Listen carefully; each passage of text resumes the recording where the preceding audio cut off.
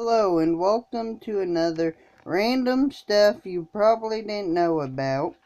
I'm your host, Logan, and today we are going to be talking about, well, a bunch of random stuff. Starting off with, Skyrim. Like, did you know if you take the road going to the left after you go to Guardian Stones, go back where Fork's at, instead go in Riverwood, follow the road to right once you hit the fork again, and eventually you will find Karkspire, and you can actually beat all the Forsworn around there and get into Skyhaven Temple. So, yeah, that's neat. Found out as a level 2. Thankfully I didn't die. Well, I did die when I fell off cliff, but I meant by Forsworn. Anyways. And,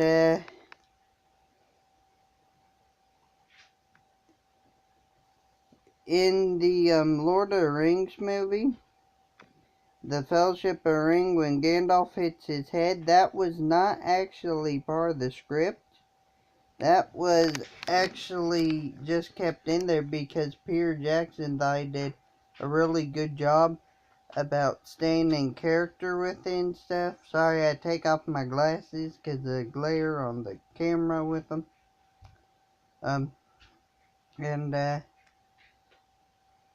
Yeah, so I thought that was interesting. And one of the guys who was one of the Nazgul, let me find it in here, he actually played a bunch of different characters.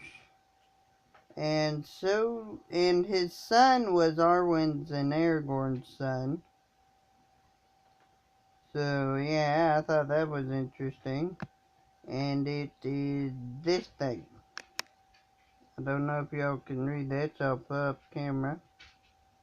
That guy was that orc, one of those Nazgul, that dwarf, and his son was Arwen's and Aragorn's kid. So, I apologize if you can't read it. My camera on this is not very good because these cameras on tablets and stuff suck. It's better than my phone one though. And people keep posting these things about why didn't they just ride the Eagles into Mordor and stuff to drop the ring into Mount Doom. And the answer is very simple. It's because of the fact that the Eagles cannot enter Mount Doom until after it's destroyed, because the air over Mount Doom is so foul that it's a miracle that Frodo and Sam were able to survive it. That's what Boromir meant when he said one does not simply walk into Mordor. Not that you'd get caught. He meant that too, but you can also die. He said the very air you breathe is a poisonous fume, which is how come Frodo and Sam almost die there on that rock at the end, because it's so poisonous. But the air real high in the sky is dissipating, and you see the sun come out and stuff near the end. That's why the Eagles are finally able to go there and save Frodo. But they couldn't just drop the ring in Mount Doom on an eagle, because Sauron had also already made the fell beasts by that time. It's just that you don't see them until the second or third movie, because of the fact that the Nazgul don't ride them until then. And they're only ever in search of the ring, so you don't know where they look for the ring either. So yeah, and the whole time this is going on, the fell beasts are attacking Osgiliath, and you can tell they've dealt with the Nazgul on the fell beast before, because he looks up as soon as Frodo says they're here. He doesn't look around for some horse. No, he looks up. So that tells you they've dealt with it before. And according to Tolkien's complete guide I read, the last ship to leave Middle-earth was not the one Bilbo left on. That was the second to last one. The last one was the one Gimli and Legolas left on, because Legolas did not leave with the rest of the elves. He left a year before Gimli's 151st birthday, I believe, or so. He was 150, 151, around there sometime when they left.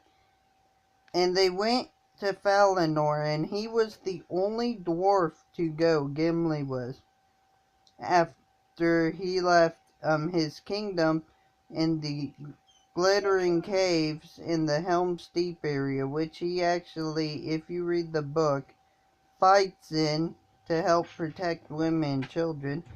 And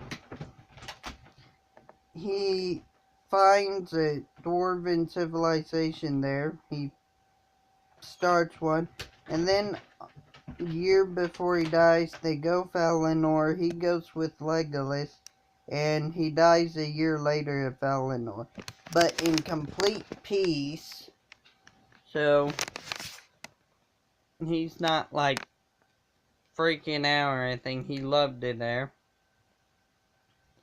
And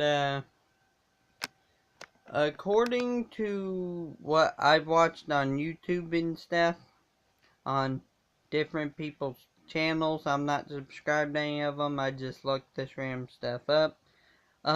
I found out, because I was trying to look up the scene where the one Predator and AVP ninja stabs the alien queen, and well, his name is Scar, so that tells me that all the Predators have names. So I'm kind of wondering, what did they name the one Arnold fought? Grumpy? Because that thing was not happy. Anyways, thank you for tuning in. Stay wary for the next video. There should be one coming up here soon as I find anything I can say random stuff about that most people probably wouldn't know. That's all I could come up with for this session, which I know is not really that much stuff, but it's all I could think of, really, because I've been busy trying to take care of dogs and help my mom and stuff clean up so we could activate the heat for this winter and stuff. So I'm like, I haven't exactly had time to think about stuff like this. So if you have like a topic where you think there's some facts or some that might not be known by other people, but maybe you know them or someone else knows them, or even if you don't know them, please comment the topic below. And if you're on your phone, just flip it face up, scroll down under the suggested videos, it'll let you comment there. And thanks for watching, and please tune in for another random stuff you probably didn't know about sometime later this month. And I will also be starting a new series called Godisms in the Lord of the Rings for all those who are Christian people and wondering like how is Lord of the Rings Christian based. Because J.R.R. Tolkien was a very Christian person, so he based it off of like Christian belief and stuff and real life society. So anyways, thanks for watching. See y'all later.